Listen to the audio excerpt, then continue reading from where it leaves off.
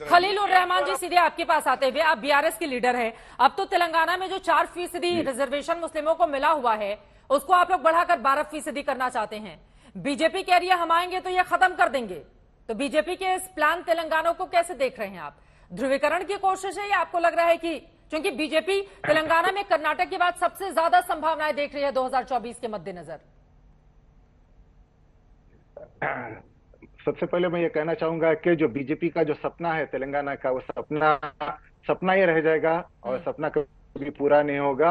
और यहाँ पे अमित शाह जी आए थे और अमित शाह जी ने कहा कि जो 4% जो रिजर्वेशन है यहाँ पे मुसलमानों के लिए, उन्होंने कहा, मैं ये कहना चाहूंगा आपको कि जो रिजर्वेशन यहाँ पे जो दिया गया है वो धर्म के आधार पे नहीं दिया गया है, बल्कि जो रिजर्वेशन जो दिया गया है ये the backward classes of the Muslims जो है उनको दिया गया है। इसका क्लासिफिकेशन है उसमें। तो उसमें जैसा कि अभी मेरे दोस्त वारिस पठान साहब ने कहा कि अगर मेरा बेटा रिजर्वेशन लेना चाहता है तो उसको कभी रिजर्वेशन नहीं मिलेगा। ये इसमें क्लासेस है, क्योंकि मकसद ये है कि जो इकोनॉमिकली और सोशली और एजुकेशनली जो बैकवर्ड जो मुस्लिम्स है ओबीसी में, उनके लिए रिजर्वेशन है और जिसका कंप्लीट क्लासिफिकेशन है।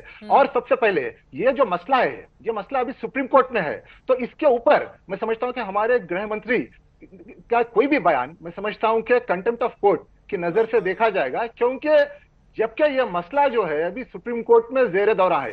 और एक चीज मैं कहना चाहूंगा कि जी सुधीर कमीशन ने कंप्लीट एम्पेरिकल डेटा कलेक्ट किया, उसके बाद उन्होंने कहा कि तेलंगाना में 12.7% मुस्लिम है, तो इनका जो आरक्षण होना चाहिए परसेंटेज, उसको बढ़ाना चाहिए। और हमारी सरकार ने यहाँ पे एक बिल पास किया। बिल पास करके हमने केंद्रीय गृह मंत्री के मंत्रालय में भेजा। वो अभी तक वहां पे पेंडिंग है। और एक बीजेपी का जो वो है कि वोट बैंक पॉलिटिक्स खेल रही है। वो चाहते हैं कि मुसलमान और हिंदू को हमेशा लड़ा के रखे, बल्कि अगर ग्राउंड पे आके देखेंगे तो यहाँ पे किसी किस्म का, क्योंकि तेलंगाना एक ऐसा राज्य है जहाँ पे हिंदू मुसलमान भाई भाई के तरह रहते हैं। और यहाँ पे जो बीजेपी का जो प्लॉट है कि जिस तरीके से वो सारे, जैसा यूपी में बीजेपी हिंदू मुसलमान को अलग करके मंदिर मस्जिद की राजनीति करके वो जीत के पावर में आए हैं, तेलंगाना में भी वही वो खेलना चाह रहे हैं। अभी आपने देखा कि कर्नाटक में उन्होंने किया और वहां पे कोर्ट ने किस तरीके से झाड़ा है वहां पे, समझिए उस।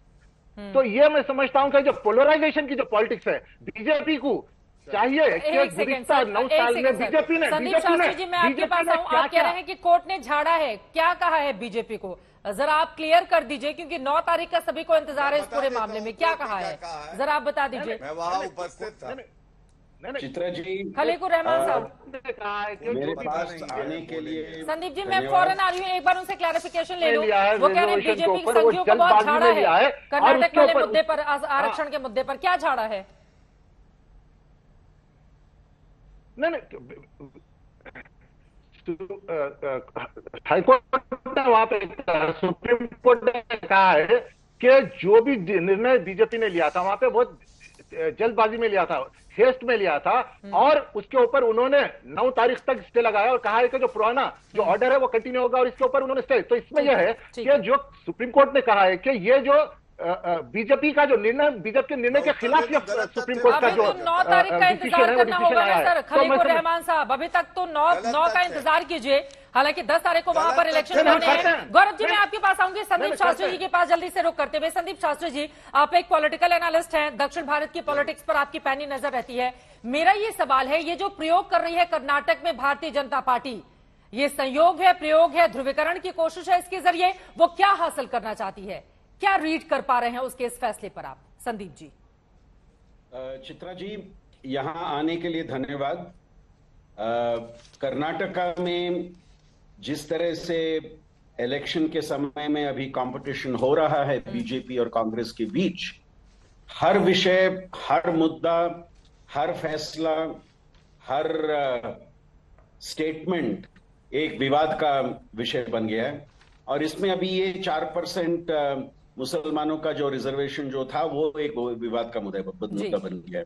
गौरव पाटिया जी और दूसरों ने 2-3 बहुत ही सही बातें कही। पहली बात, संविधान में धर्म या जाति के आधार पर समानता होना चाहिए, साफ कहा गया है। लेकिन उसी संविधान ने रीजनेबल रिस्ट्रिक्शंस कह के, एक्सेप्शंस कह के, रिजर्वेशंस के एक अनुमति दी है।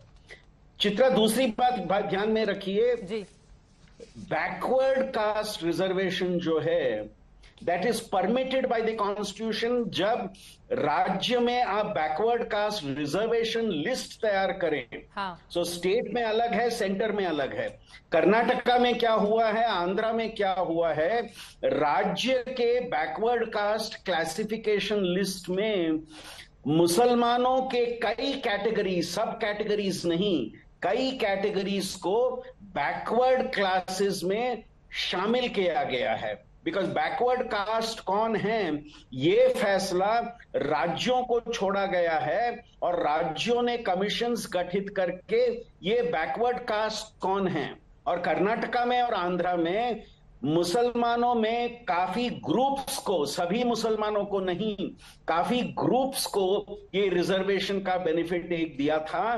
कौन से आधार पे कि ये बैकवर्ड कास्ट्स हैं, उसको अभी यहां से हटाया गया है। और ये 4% जो था बैकवर्ड कास्ट रिजर्वेशन में, 2% लिंगायत और वोक्लिगा को दिया गया। ये सरकार की एक प्लान थी। अभी सुप्रीम कोर्ट ने क्या कहा, सुप्रीम कोर्ट के सामने राज्य सरकार और केंद्र सरकार के वकील ने कहा कि हम इस रिजर्वेशन के इंप्लीमेंटेशन को अभी स्थगित कर रहे हैं, क्योंकि इसका स्टे हम कर रहे हैं क्योंकि सुप्रीम कोर्ट ने उसके बारे में कई सवाल उठाए।